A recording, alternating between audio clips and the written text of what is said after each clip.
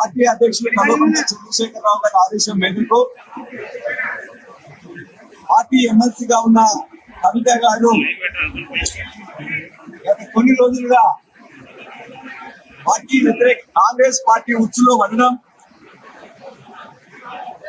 Congress party చెప్పినట్లే నడుచుకోవడం, party senior నాయకుల మీద అనవసరమైన బాధ్యతారహితమైన ప్రకటనలు చేయడం, పార్టీ యావత్తు నాయకులు కార్యకర్తలు ఆందోళనకు గురి కావడం, 60 లక్షల మంది సభ్యులు కలిగి ఉన్న భారత రాష్ట్ర సమితిలో ప్రతి ఒక్కరికి కూడా వారికి ఎంత హక్కు ఉన్నదో అంతే హక్కు ఉంటుంది.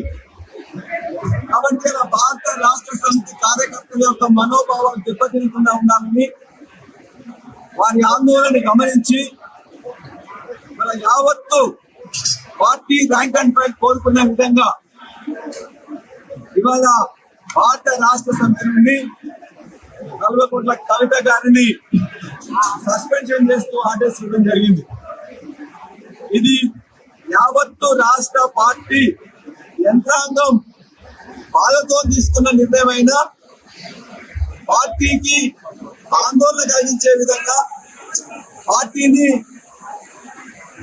కించపరిచే విధంగా తీసుకున్న నిర్ణయాన్ని మొత్తం నాయకులు కార్యకర్తలు చెప్పిందాన్ని కేసీఆర్ గారు విన్న తర్వాత కేసీఆర్ గారు సస్పెండ్ చేస్తూ నిర్ణయం తీసుకోవడం జరిగింది. ఈ నిర్ణయంతో పార్టీ అనేదే ముఖ్యం. పార్టీ ముందు తన కూతురైనా దగ్గర బంధువులైనా ఎవరైనా కూడా సమానమని చెప్పేసి చెప్పడం జరిగింది.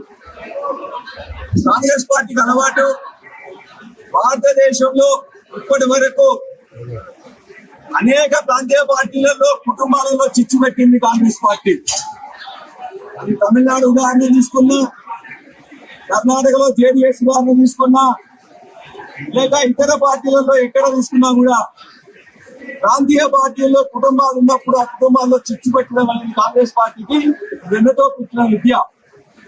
ఇవాళ ఇక్కడున్న కాంగ్రెస్ పార్టీ కూడా దురదృష్టవశాత్తు వారి యొక్క దుశ్చర్యలకు కవిత లోన్ కావడం, మా పార్టీని బలహీనపరిచే విధంగా చూడడం, దానిని యావత్తు నాయకులు కార్యకర్తలు కూడా కేసీఆర్ గారికి పార్టీ నాయకత్వాన్ని చెప్పినప్పుడు తప్పనిసరి పరిస్థితిలో